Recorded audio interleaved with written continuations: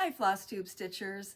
I'm still in Thanksgiving mode for this video tonight, so I'm going to start off by showing you some of my vintage stitching, if you will, of an autumn theme, and then also a few new models on loan from a very good customer.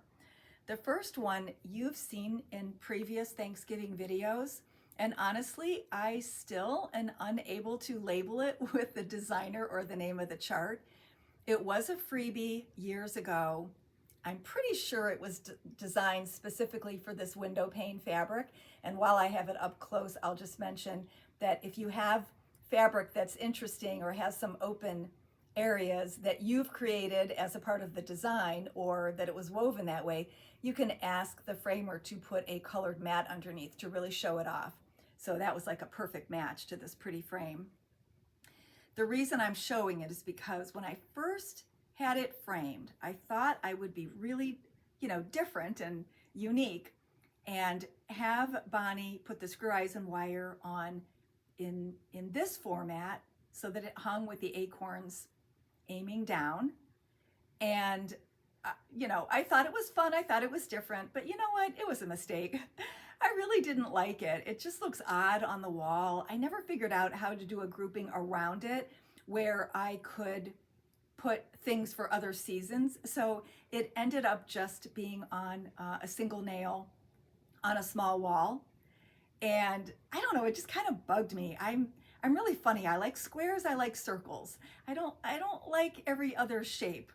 So I remembered earlier, either late summer or in the fall, to bring it in and have her just change it out. So she very graciously took off the paper, switched the screw eyes and wires around to this orientation, and nobody else would ever know the difference. But I've seen so many people on social media change previous finishes because they either changed their style or thought of something better or have new finishing skills that they didn't have before. So, and this was nothing on me because it was, going to be fixed by the framer. But I just thought I would show how much happier you can be when you really get the piece to where you want it. So one of these days, I'm going to find the chart and I'm going to let you know what it is. But until then, it's still a mystery. If anybody knows, please let me know. Then the second one, you've also probably seen, although I don't get it out every year because sometimes I feel like the turquoise was a little much and didn't coordinate with the rest of my displays. But as I add new pieces, and especially recently when they've added turquoise and aqua to fall, Halloween, and even vintage Christmas stitching, now I feel like I can better fit it in. But this was done, I'll just set that down for a minute, in 2014 when we had our North Coast Tour to Stitch, and I'm sure that that was one of the years that we had Needle Bling Designs trunk shows on display. And it's very common for a shop to request a designer to do a little freebie and send it ahead of time so that we could have kits ready to sell during a special event, either a retreat or a class or an event such as this. And so Teresa was kind enough to do that, and I'm just gonna, it is free, but I'm just gonna flash it so I don't, get anybody in a tizzy. But she had it two ways, the longer version, and then she had a shortened version that just said give and thanks underneath. So these charts are still available for me to give away as free. So if you would like one, let me know. I'll add you to the list and I will send it to you with your next order. I did it in the suggested colors on the suggested fabric, which was 30 count grasshopper from Weeks Dye Works. And the flosses are a mix of Weeks Dye Works and Gentle Art. And I went ahead and did the give thanks in the bright turquoise. That was a little out of my comfort zone back in 2014, but I did it and kept the rest of it neutral, had the frame match the acorns, and I like that it gives a little pop of color. And I believe the Pumpkin was charted, but I added the button just to make it a little more interesting to kit it up for the tour. All right, then I often ask customers who do a lot of their framing here to loan us things for a discount. And of course, out of season models work perfectly for us because we know that you stitch all things all throughout the year, but yet the customer is going to put the out of season things away. And Phyllis Wakefield came in the other day and said, "Were you serious when you told me you wanted to show off my stitching here?" And I said, "Well, yes, because I've been showing it off on social media, on Facebook and Instagram, and why wouldn't I want to also include them in shop displays and give her a lovely discount on her supplies?" So she brought a number of things, and I'm just going to show through two of the fall things since we're talking that theme tonight. So this is JBW Designs French Country Pumpkin. And she did notice that we had one on display, but it's a pillow. And I said, I love seeing the same thing done in different colors and finished in different ways on different fabric. So it'll be fun to put this next to the larger pillow and show people some other choices. So that's lovely. And look how it's so petite. This is from the Scarlet House. It's called Penny Pumpkin. And we did have this on display before for a number of years from a different customer, but she's taken it home now. So we'll put this one in its place. And this is really fun. I love white pumpkins. I have a little collection of them. One day I may have to do this. Maybe I'll put some turquoise in it, change up the colors a little bit. So she did make a few changes, and so did the other customer. I think there might have been more going on in the background of the chart, or there might have been some specialty stitches. But I don't mind if people change it. I love it. It gives us a reason to comfort customers when they're afraid to do a specialty stitch, and we'll say leave it off. Or if they think a design could use a little more oomph, we say add them. So it's nice to have things that are done a little bit differently than the original chart. All right, so those are the vintage and the new models. Then I had asked you to tell me what dish could you not leave off of your Thanksgiving table. And I just so enjoyed reading the comments because that is my favorite holiday and my favorite meal of the year. So I hope you don't mind if I read some comments here, and then I have a little story to tell you about my own Thanksgiving dinner. So Graham BJH 8157 said, "I could never leave off the cranberry jelly for Thanksgiving. It wouldn't be a complete meal if I didn't have it." I feel the same way because it's colorful and tart, and it just goes with all the other dishes so nicely. Scott Benson said his wife Pam's cranberry sauce is a must, so I may have to ask for her recipe. I try new ones every year. I try a lot of different recipes, but I definitely try a different cranberry sauce recipe every year. Peggy Happy says, "I like to make homemade cranberries. They are so much better than the canned ones. I love seeing the fresh ones showing up in the supermarket." Well, we had a jar of canned cranberry sauce in the pantry. I think we probably bought it. My husband probably bought it by mistake.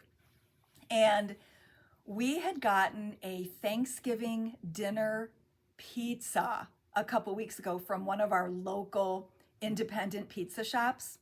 And they had, it was more like a cranberry sauce. It wasn't like the gelled, and it wasn't like the cranberry sauce in a can. It was really like a sauce that you could drizzle over the pizza. And the reason they put it on the side is that it can be polarizing and some people don't care for it. So they put it on the side. So I felt like we needed something else to go with the meal, and there wasn't enough cranberry sauce. So we got out the jellied cranberry sauce, and we sliced it up, and I thought, wow, this is really homeschool. I remember when my mom used to serve this. Okay, Irene Roth said, "Like you, I love all the traditional Thanksgiving dishes, but stuffing is my favorite. I remember helping my grandma grind and chop all the ingredients. She was a great cook, but her dishes were very simple. We always had a pretty plate at Grandma's house, all the different colors. I still pay attention to that now. I do too. I love a colorful plate. And Dee from Arizona said, it's so hard to scale back a Thanksgiving feast. My plate has to be colorful. So a lot of us are in agreement. Fluffy Turtles says, Thanksgiving dinner just doesn't seem like Thanksgiving without homemade pumpkin pie, cranberry, and homemade stuffing. Why do we not make stuffing at other times of the year? Because we don't actually stuff the turkey. We make it separate. So I don't know if that's dressing. My grandmother in Pennsylvania always called it dressing. So I don't know if that's the real difference between those two terms, but we hardly ever make stuffing except at the holidays. Kathy Stever says, Thanksgiving dinner needs stuffing, and more stuffing. Lorna Easley said, I could never leave off the turkey gravy. It's great on the mashed potatoes, dressing, and of course the turkey. So here's my story about my gravy. Gravy, it's so important, right? And there are so many things on the Thanksgiving plate that the turkey can, or that the gravy can enhance. So I always think you should make double because you're going to need it for leftovers too, right? So I decided to make my gravy the day before using turkey stock because we tried a different type of turkey main dish this year. We did a sheet pan turkey dinner using tenderloins. And they had a gravy recipe with that scenario, but I didn't want to wait till the end and have there not be enough juices from the turkey that I could use. So I made it the day before, and I put in stalks of fresh thyme and rosemary. We have a rosemary tree. Anyway, we can use fresh rosemary all throughout the year because we just bring in the plant for the winter months. So I had it steeping instead of having little bits of herb in the gravy. I thought if I left the stalks in, then I could strain it and it would have the good flavor without so many of the little green bits. So then of course I put it in the refrigerator. And the next day when I got it out, I thought, well, it's very congealed. So I almost thought I had followed the recipe exactly, but I can't do gravy on my own. I need to follow I need to remember the quantities and the proportions.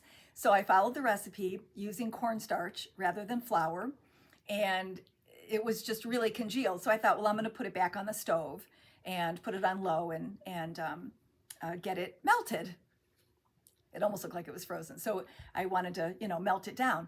Well, I tried to take the stalks of herbs out, but they wouldn't come without dragging half of the gelled turkey gravy with it. And so I had to leave them in until it came to a serving consistency and heat. And then I had to take them out. So those green herbs were in the turkey for more than 24 hours. And my gravy was slightly green. Let's just say it, kind of just like all the neutral linens that come in that look a little green to me, but they're supposed to be beige. Well, my beautiful turkey gravy was a little green, but it was delicious. Okay, where was I? Jeannie RN says, my can't be without dish for Thanksgiving is the green bean casserole. And Kim, YAttack06, the one thing we never leave off, no matter what meat we have, and this year they had steak, is green bean casserole, a favorite of the whole family. Honey Bunny 21918 says, not my favorite, but I must make green bean casserole for the others at Thanksgiving. I kind of feel the same way. My mom always made the traditional turkey green bean casserole, and it's probably my least favorite thing on the plate. I eat it, but I could do without it, and often I will make a green vegetable that's more like a crisp tender style rather than the casserole. I feel maybe part of it is there's a lot of other mushy things on the plate, and I feel like a crisp green bean or a roasted Brussels sprout or something like that just gives a different look and texture to the plate. Okay, Corey Wood says, we could never leave out my husband's grandma's Texas taters. Do tell, what are in Texas taters? As a matter of fact, my niece's husband wasn't feeling like traveling, but when she told him there would be Texas taters, he got his coat and headed for the car. I got a chuckle out of that one. Kathy Mellor, some years my children have Thanksgiving at their in-laws, but everyone still gathers at our place later in the evening for Pie Palooza. There are always at least a dozen different pies on offer. I would love to know what other pies, if they're that different. You know, we know the traditional pumpkin, pecan, but that's so interesting. I'm going to need to have a private conversation with her and find out. Maybe she could send me a picture. I'd love to know what all her pies are. Rhonda, why do I always forget? Is it bats or bots? My favorite can't live without is pumpkin pie or pumpkin something dessert. All the sides can be made through the year, but pumpkin is definitely a sign of the season. I also think that there should be something pumpkin. It's not always pie. I do a lot of really different things with pumpkin, but I would feel like something was missing if there wasn't pumpkin in the dessert, in at least one of the desserts offered. And then I forgot to confirm this, but I think this is Eileen. Rose Tree 626 says, it's interesting to see what people would never leave off their Thanksgiving table. There are vegans in my family, and believe me, there are delicious vegan versions of every one of these delicious dishes. That is the truth. So that was my fun reading of all of your Thanksgiving meal comments. And now we'll move on to a little bit of Christmas, and I'll show you my whips. Actually, let me get this out of the way first. We got an automatic from Hands On Design, and she had Belle of the Ball, which is done on 32 charcoal Belfast using color and cotton threads. And there's a tutorial section on the website where you can get this template and instructions for finishing. So sweet. I love that. And I'm sure you could do this on other colors. You don't have to do it on black or charcoal if you have difficulty seeing that. And then that's a wrap. You might recognize the style of wrapping the pillows with this little handmade stitched banding from her compilation books with Summer House Stitchworks. So they did a fall version with pumpkins and things, and so I thought this was really sweet. And she gives you all the information about what fabrics she used for her pillows. And you know, if you're not a pillow maker, you probably could wrap those around those stacks of books, that the fake wooden books that you can get at the chain stores. I thought about that, and I might try that. So, all right, that was our auto, and then I will show you my two current whips, and then did I already tell you there'll be like a 4.5 minute slideshow at the end of this showing my Thanksgiving decorating, individual models, and then our meal. Okay, so I've been working on All Piled Up December from Ladybug Stitches, which is a new designer to us. And is that going? Yeah, this is going to have to always figure if it's going in the right direction. This is what I have done so far. And when I was watching part of a previous video, I started to say that I wanted to tell you something about the way I was stitching the green trees. And then I interrupted myself and I never finished. So I'm not doing it for the dark green, but if you look at the lighter green, and by the way, both of those are mistletoe, which is very interesting. The way I'm stitching the light green trees are, I'm making the variation go in the vertical direction of the tree. So if I'm holding the fabric this way, then I'm stitching these trees the normal way. And when I did this tree and any of the other ones that are upside down, I'm actually stitching, you know, I could have stitched sideways, but then my top cross would be different, and I wasn't sure whether that would bother me or not. So I'm stitching those vertically.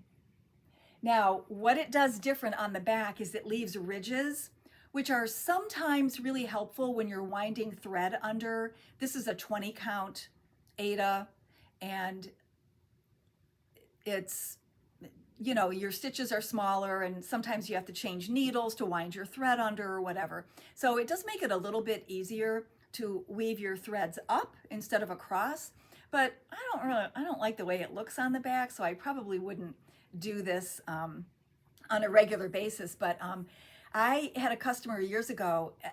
We had been friends in Stitch Group together, and she'd been a customer and a framing customer, and I didn't know for years that she stitches up and down all the time. It must have been the way she was taught, and her stitching was beautiful, and she's won ribbons for it, and there's absolutely nothing wrong with it. It's just an unusual way to stitch, and I had never heard of that before. So I decided to try that technique just so the trees always looked vertical, even if they were laying on their side. Oh, and then the other thing I'm doing, I'm changing a little bit of each of these monthlies to add a specialty stitch, just to, I don't know, just to show something different in my model. And so what I'm doing for the tree trunk is I'm doing the satin stitch, and because it's 20 count and I'm only stitching with one strand, I wanted to make sure that it looked full enough. So my top thread is gonna go this way, horizontal. I'm sorry, I'm looking at the wrong place on the camera. That's what I get for taking a week off. I'm doing it horizontally so that it looks round. I could have done it either way, but I thought maybe I wanted it to look round like a tree trunk. So first I did a vertical stitch going through every hole in the space that she allowed for the cross stitches. And then I did the horizontal stitch over top of it, so it's slightly padded. It doesn't look super padded, but it's just enough that it's filled in a lot more than if I had just done the satin stitches in one direction. All right, then I went back to working on my Christmas Magic from Primrose Cottage.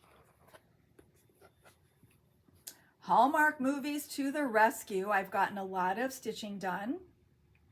This is on 14 count Crystal Ale from Picture This Plus, using the suggested color and cotton.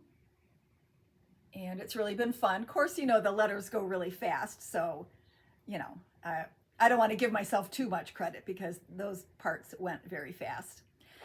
I'm not going to add the French knot sprinkles because I'm not a sprinkle gal, so I'm not putting sprinkles on my whipped cream. And I didn't do the straw yet. They had the straw in red, and I was thinking of doing it in green to look like a Starbucks straw. But then I thought, I don't know, I'm not sure it needs a straw. So I'm going to leave that for last and decide later. Alrighty, that's about it for me. I'm going to add the, oh, one more thing. Sorry, that's why I have notes. In January, let's see, let me get this so there's not so much glare. Classic Colorworks, let me get that so it's the black background so it's not too distracting. These are 3 colors of Belle Soie that are going to be the January automatic from Classic Colorworks. They are giving shops a 10% discount on the automatic, on the deal, and they are encouraging shops to extend that discount to customers. So I will do that. These skeins are normally $8 each, so that would be $24 each month for 3 color coordinated, month coordinated set of colors, and I'll offer the discount too. So I think it ends up coming to $21.60 or something. And as I always do with automatics, I will give you free shipping. So if anyone is interested in signing up with me, that's the deal. And let me know, because if I need to change my quantities, I have to do it by next week because they're taking a break for Christmas and they want to have all their ducks in a row before they take time off. So that's the last thing I wanted to tell you. And now I'll include the video. Thanks for watching, and we'll see you next time. Bye-bye.